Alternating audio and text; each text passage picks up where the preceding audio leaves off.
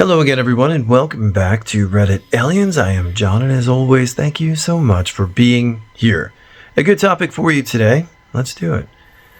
Those of you who have met someone who's killed before, what was that person like? Please remember to like, share, and subscribe. Yeah, someone suggested I make a job recommendation for a person, so I wanted to meet him first. He gave me really strange vibes, and I avoided recommending him. Years later, I found out he killed the husband of his mistress, dumped him in a bag in the trunk of an abandoned car. They were both caught and are in jail. When I worked for CPS, I met several people who had killed their children with varying degrees of intentionality. They've often had a few similar personality traits: obsessiveness, difficulty tolerating interruptions, annoyed by a baby's crying because it interrupted their video game or whatever, immaturity, and impulsiveness, would rather be out playing or partying, had kids way too early, and weren't prepared for how much it would change their lives, often told by family that they would be supported and helped, but then they weren't. Low tolerance for annoyance, low threshold for losing temper, disproportionate reactions to everyday annoyances, punching a hole in the wall because your wife wore a short skirt and you feel disrespected. This is just one type of person, though. There's other monsters who blend in a little better. A dear friend who passed away years ago told me a story that made my skin crawl. He was a border patrol agent as a young man. One night he was in the desert patrolling with his partner. They pulled up on a van in the middle of nowhere. Inside was a man and several children, one of whom was being actively SA'd. My friend shot him dead on the spot. Honestly, I applaud him. I met the campus police officer that shot and killed the attacker in the failed terror attack on Ohio State University's campus in 2016. He was an extremely friendly guy and seemed to have made peace with what happened and was comfortable talking about the incident openly. He happened to already be in the area on an unrelated call when the attack started. The whole incident was over in less than a minute, and the attacker was the only person that died. It would have likely been far worse if he had not been there. I knew Anne Perry slightly, the murder mystery writer who was one of the teenagers in the case filmed as Heavenly Creatures, killed her friend's mom. She was reserved but a lovely woman, extremely generous to good causes. As far as I'm aware, she lived a decent adult life and worked hard. She absolutely did not use her past as promo for her murder mystery writing, before anyone asks. It didn't come out till a journo dug it up and she wouldn't talk about it. My sports teacher at primary school, I didn't like him, he scared me. To teach us how to swim, he pushed us into the deep end and fished us out with a pole. He was authoritarian. One evening he killed his wife and children with a shotgun. Well, a great-great-uncle of mine confronted his business partner for screwing him over, and the business partner attempted to kill him. He would have succeeded if my uncle didn't kill him first. He was beaten so badly he was unrecognizable. He committed suicide later that day. Really kind, family-oriented, loving man who couldn't live with the consequences despite acting out of survival and defense. Nice guy, good dad, bit eccentric, liked fish and sold pot. Typical bar fight in his early 20s, threw a punch and the guy didn't get back up. Could have happened to anyone. Got out in his 30s, like anybody else who's had a rough hand and got some baggage, but mostly moved on with their life. I had a girlfriend who had a sort of friend when they were in college together. He sort of hung out with her and some of her friends pretty regularly and was just a bit off. Nothing scary, just that he seemed to be rather inwardly directed and strangely fond of this blanket she owned, that she called Varmint, because it was small and fuzzy. Because of this perhaps weird attachment, his nickname became Varmint. After they graduated, it turned out that he became a serial artist and killer who started his career while still in college, and nobody who knew him had had a clue. To top it off, when I met my girlfriend, I too was rather fond of that blanket, and so I ended up learning the story of Michael Ross, which still lives rent-free in my head over 30 years later. I went to school with a neo-Nazi who killed his wife. We were in a fight once in school. No one won that fight, but I'm still alive, so that's a win. He also stomped the head of a black man. He, and for other neo-Nazis, he had haunted eyes. I remember that he looked scared when he walked up to me to hit me. I was competing in wrestling at the time, so I managed to dodge the blows and steer away his aggression. Looking back, he must have been in so much pain as a child.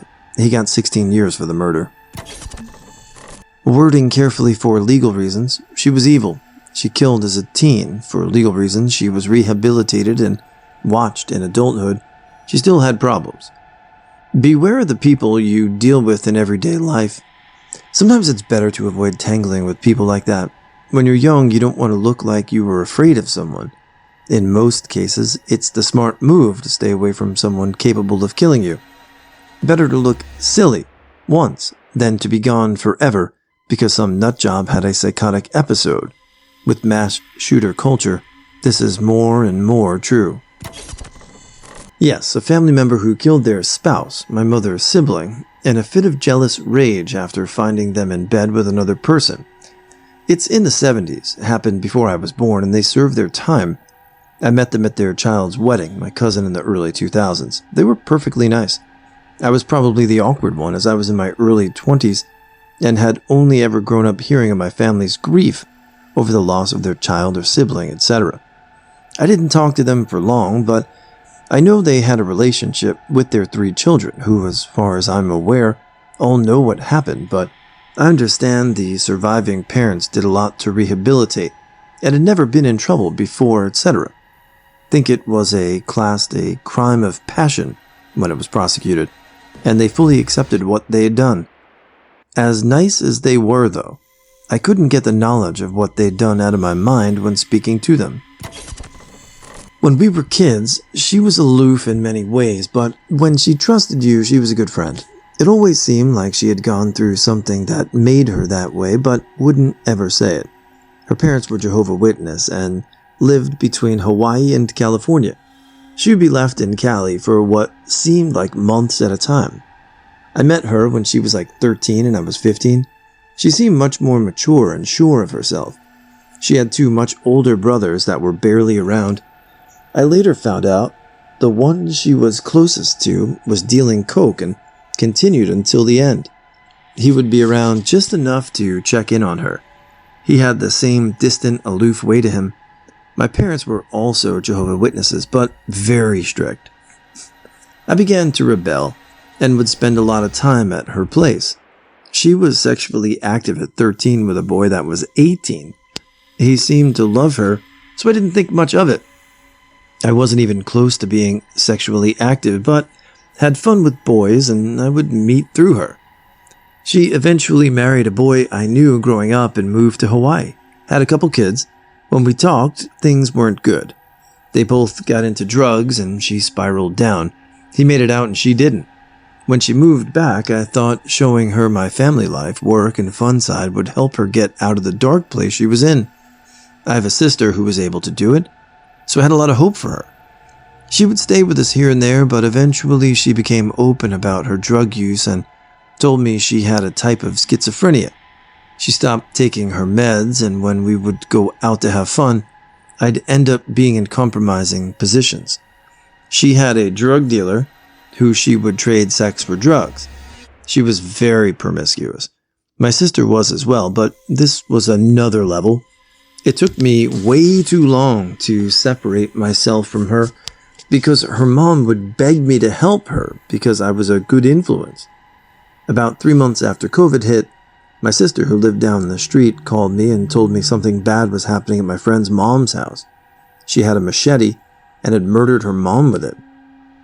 She wasn't able to stand trial due to her psychotic state and was sent to Patton State Hospital, where she remains. Her poor mom may not have been everything her daughter needed, but was a kind of good woman from everything I experienced being around her. I really loved her. I romanticized the whole situation for so long because of how much I loved her. I'd never met a friend more loyal to me, or so I thought. I put my family in danger, and I'll never forgive myself. Being a good friend and loving someone has to stop somewhere, and I royally fucked up. I don't trust myself to really have deep friendships with anyone anymore. I stick to my husband and have casual relationships now, and that's all I trust myself with. Yes, but I didn't know it at the time. A man in his 30s killed his own father with an axe when he was a teenager. He was completely ordinary, mundane even. Apparently, his dad was quite aggressive and a raging alcoholic prone to violence. One day a fight broke out between them while they were doing forestry work or smith like that. It escalated when the father threw a firewood at dude's face, breaking some of his teeth. Dude snapped from years of misery, and the next thing, the axe bit was in the dad's face. My father-in-law told me about this after we left. We went there to buy firewood. Oof. This always brings up a great, interesting moral debate. There's two, kind of, and happy to hear your responses in the comments if you're up for it. One, if in service of your country and you commit an act of murder, essentially, are you free of the responsibility or the burden of that? I know people on both sides of that argument. And is that pious? Is that what, if you believe in a higher order or God intended for us to do? And the other is, do you believe if someone commits a crime in defense of their family, to protect them, etc., that killing is justified and they're morally fine? And the interesting debate is, if you feel that way, would you still feel that way if the person killed was a member of your family? So, not easy at all, and I have my opinions, but I'm curious to hear yours. Anyway, have a great day, guys. Once upon a time, I matched with a guy on a dating site. We got along great, but stayed in the pen pal stage for a long time. We even discovered he had gone to my stepdad's wedding, a wedding I wasn't even invited to. But then all of a sudden, he ghosted. A couple months later, we reconnected and I was like, what was that? And he told me he was worried that I eventually was going to Google him. So of course, I did right that moment. One night, while out with coworkers, they all got a bit too drunk and he drove drunk. They apparently stopped to help someone on the side of the road, and it turned into an altercation. So he fled the scene while being chased by the cops, lost control and crashed and killed his best friend. He went to prison for a few years. Since he got out, he's been sober, didn't drive for a while, and is definitely regretful of what happened. Yes, a few. One is a brother of a close family friend who had schizophrenia and killed their mom due to a delusion. He spent the rest of his life in a psych ward, and he was kind and remorseful. At one of my jobs, I worked with inmates. One man, when he was 19, he coped with his dad's suicide by committing arson. One fire got out of control, and he thought the building was empty, and it wasn't. He was very hardworking, was protective of us young girls. He hated that a lot of the other inmates would hit on us, and he would stand up for us. We're still good friends. Another guy I worked with was in for killing someone drunk driving. I absolutely hated him. He was always breaking rules and gave no Fs. When I was a teen, a friend of my father's moved in. One day the police were in our driveway. Our boarder had killed a guy that afternoon. Our boarder, one of the most interesting people I've ever met, denied nothing. He was on a ladder installing something. A guy came along and started vigorously shaking the ladder. Our boarder was thrown off the ladder, but on his way down was able to grab a crowbar that was right there. As he fell, he struck the man with the piece of iron. As our boarder landed on top of his aggressor, he was unhurt. Our boarder just took his ladder and called it a day. He did not know the guy had died until the police told him, but nor did he check. As his account matched the witness account, the police just left. Nothing ever happened. Went to middle high school with him. He was a year younger, bit of a class clown, and definitely hung out around some people who were bound to do shifty, shady stuff, but not anything extreme. He definitely was nice, chill, and never had an issue with him. I remember walking off campus after school one time with him to go get a Subway, and even bought him one, then walking back to campus during either my sophomore or junior year. That had to be the last time we ever hung out one-on-one, although we'd see each other around campus, always saying, "What's up?" and all. Years later, after graduating, local news broke out of a double homicide. I read the whole court case file, which also involved our star quarterback. Involved because he was there but did not commit any crime and was placed under witness protection. He's currently doing life. Worked with a guy, went to prison for murder. His story: someone was breaking into his house. He caught the guy climbing in the window wearing dark clothing and a mask in the middle of the night. He shot at the person several times. They fell out of the window into the yard. He reloaded as he went outside and the guy was still moving. It was dark. He shot the person another time, killing him. His daughter and wife were inside. He didn't know the person's intent. He also didn't know if the person had a weapon on him. It was dark outside, so when he saw the person still moving, he wasn't sure if any of his shots landed or if the person was reaching for a weapon, so he shot again. He lost because once the person was outside the house, the prosecutor claimed he and his family were no longer in danger, and he didn't need to follow the person out to murder him. Also claimed that taking the time to reload the weapon showed there was no imminent threat. There was a lot of local political pressure to prosecute him.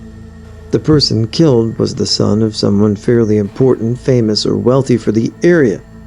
He also had a terrible public defender. He only did 5 years before he was released. He was a decent person, little on the quiet side.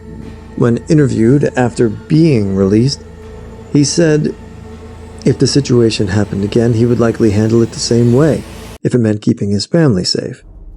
I don't know if it is a part of the story, but I feel like it's worth mentioning, but he was absolutely huge, probably like 6'8", close to 300 pounds, but didn't look fat. He could probably kill a handful of people with his bare hands if he wanted to. My grandmother was a World War II and Korean War veteran. He was a tank commander. When he would rarely speak of combat, he was drunk. His eyes would have a hollow stare when he spoke of gunning down the MF-ing Nazi or yellow commies. Otherwise, he was a very nice man with big smiles and booming guffaw when he laughed. At one time, I had a coworker who was a former policeman. He had been forced to kill someone in the line of duty. It had been determined to be a good legal shooting, but my friend quickly turned morose when the subject was broached. That shooting was the reason why he left law enforcement. I've looked up the case. It was as clean, legal self-defense and defense of innocence, shoot as you could find in a textbook. No one has ever claimed him to be wrong for what he did, but my friend is his own tormentor. Since the GWOT, I've had several coworkers who are combat veterans. Most have killed, but they mostly view the events as a job. The military dehumanization did its job in protecting them from psychological trauma. Mostly.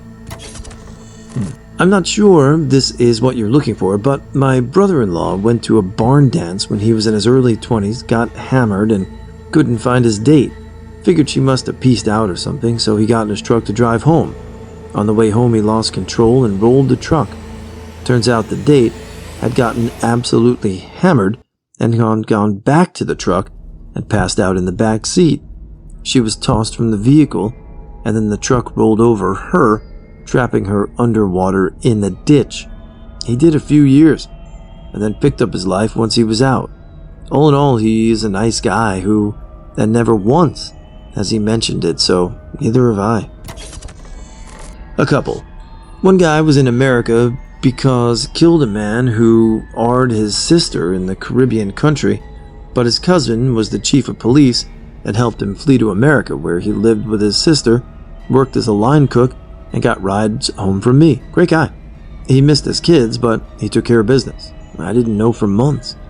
I also worked with an old man at a plant once who was as happy as could be, helped everyone out, and was just a pleasure to be around. I found out after about 2 months that he spent most of his life in prison for murder. He caught his wife cheating on him with another man in the 70s, and it didn't suffice to say end well for anyone involved. Oh, And I worked with another dude from Mexico one time who ran someone over while drunk. He did 7 years in prison. Also a great guy. The truth is, you'll never know unless someone tells you. The nicest, most helpful people you meet might have body counts. I was in prison for a while. I'm in an EU country and prisoners divided themselves into groups. Us Europeans, Arabs, and Black Africans. The sub-Saharan Africans were mostly in for immigration crimes. Europeans were in for drug-related stuff mostly, while Arabs were the most violent. One Arab had shot a man point blank. He turned out to be one of the nicest and most balanced people in our division. He did not gossip and was very polite. One other European was in facing charges of double murder. We became friends. Have you watched the film The Shawshank Redemption? This guy walked about with a smile on his face and he was very well read. We had long conversations and he was always very interesting. He explained to me what happened. Basically, it was a cock-up. If you saw him walking out on the street, you'd only see a handsome man with polite manners and a shy smile. You'd never think he was suspected of murder. Met a few. They're all normal people. If you imagine a librarian or a cashier or someone you bump into at a sporting event or a night on the town, they're just like that, normal. There's only one exception I've seen, and it was an instructor for a weapons class I was taking. The guy was mostly normal, except when he was describing his shooting of 3 teenagers that were attempting to rob him and his wife in a parking lot. He shot one kid in the face, the other in the chest, and the last one in the gut. The first 2 died at the scene, the third one was paralyzed from the waist down. A few years later, he ran into the third kid at some point. Kid was in a wheelchair, and the guy made some kind of snarky comment that rubbed me the wrong way. Now, get me wrong, I'm proud of the fact that he was able to shoot to protect himself from criminal elements. All that training paid off. What I didn't like was how much it seemed like he was bragging about it. Justified necessary killing is one thing. In my state, prosecuted by law from civil and criminal liability, but going out of his way to insult the man that he paralyzed, even if it was in self-defense, seems like the actions of a dishonorable person. I've known 4 murderers, all violent murders. One was a teen when I was a kid. I don't remember him being anything other than bigger. He was my brother's bestie's brother. He murdered a little girl who was visiting her grandpa in a house behind ours. It was a horrible thing. The next was a boy I attended school with going kindergarten, until I lost touch in high school. He stabbed a man to death at the university when he was 18. He was always weird. I remember I would stare at him in class like, what is his deal? The next was a childhood best friend. Our mothers were best friends and her house was also behind ours, but on the other side. Anyway, Mom stole her mom's boyfriend and I stayed with my dad, so we still played together for a few years. But her mom died. I don't know what happened to her, but when I met her again, she was messed up, developmentally disabled girl. I mean, so weird. She killed her own baby. She just got out of prison. The last was a neighbor. Her daughter was a friend of mine and I loved her, but the mom was acting erratic for months, so my friend moved in to help and her mother murdered her and herself. She had a cat and I had to go get her mom's bestie to get it for me. It was in the house with the bodies. He screamed for weeks nonstop, but I found him a good home and he's happy. My partner's best friend married his high school sweetheart. They'd been together almost a decade, if I had to guess. I never knew them all in high school, but they were all friends, still are today. The wife is great, we're sort of friends, and they're a great couple. Anyway, at the reception after the wedding, I met her dad and his girlfriend. He seemed mostly normal, if a little creepy and outdated. I went out to smoke a cigarette, and he made a show of lighting it for me. Conversation was pretty normal, but I was only outside long enough to smoke and went back inside. He seemed like a normal dude. Typical father of the bride stuff and nice enough. Her mom was there too, and although they'd been split up for a while, they didn't seem to have any kind of animosity toward each other, and Mom seemed cool with Dad's girlfriend too. A year later, I find out that he killed his father, dismembered his body and kept it in a storage unit, I think. Apparently, also had help from the youngest son who didn't really know what to do other than help his dad. I guess Dad's girlfriend was involved as well. I don't know exactly why he did it, but there was talk of drugs or money issues, possibly. Just a horrible situation for this girl to be going through and completely unexpected by everyone around them. He was a pastor, mentor, friend of mine. Prior to the murder, I trusted him a lot. He was charismatic, down to earth, really funny and insightful. Every time I visited home for a college break, he and his wife would take me out to lunch to hear how I was doing. He secretly practiced polygamy, had a second wife, impregnated her, told the whole church she was a surrogate for him and his wife. Within the first year after the baby was born, they got into some kind of confrontation, and he killed her, buried her body in his backyard, continued to raise their child, left the state, and wasn't caught until many years later. He got a deal for manslaughter by telling prosecutors where the body was located. I don't know who he is anymore, if I was wrong about him the whole time or not. Besides the murder itself, the fact that he lied and covered it up for so long while he continued to preach that he accepted the deal and her family wasn't given justice, it's hard for me to swallow. I think every single person is capable of doing the worst things. Most of us won't. And we had a good deal of influence over whether we get to the point or not. But my trust in people as a whole is now shifted because I truly believe we are all capable of great good and great evil. Yes, from military for hire to revenge. In my experience, the one thing they had in common was that they didn't really talk about it.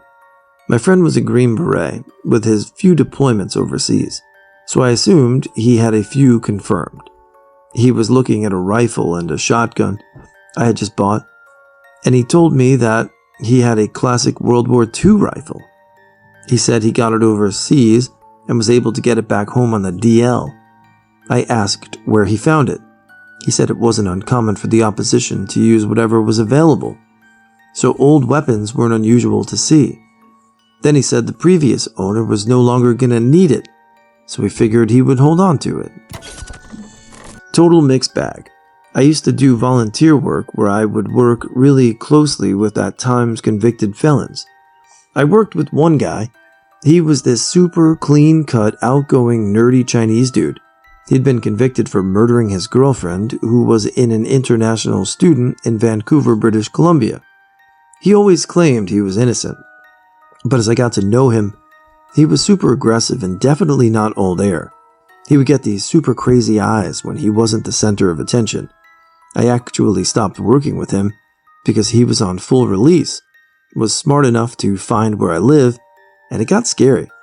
Worked with another dude who was the leader of 14K, just got out of jail after a 14-year sentence. Super jacked, little, with a scar on his face. He was often kind of aggressive. Didn't know how to interact with people, and you kind of had to explain simple social interactions, how it made people feel. I liked him, but he was a little off. Then I got to know another guy who was pretty notorious and made a complete turnaround. Huge, over-the-top, jacked, fully tatted dude. Looked like he was out of a movie. The nicest guy.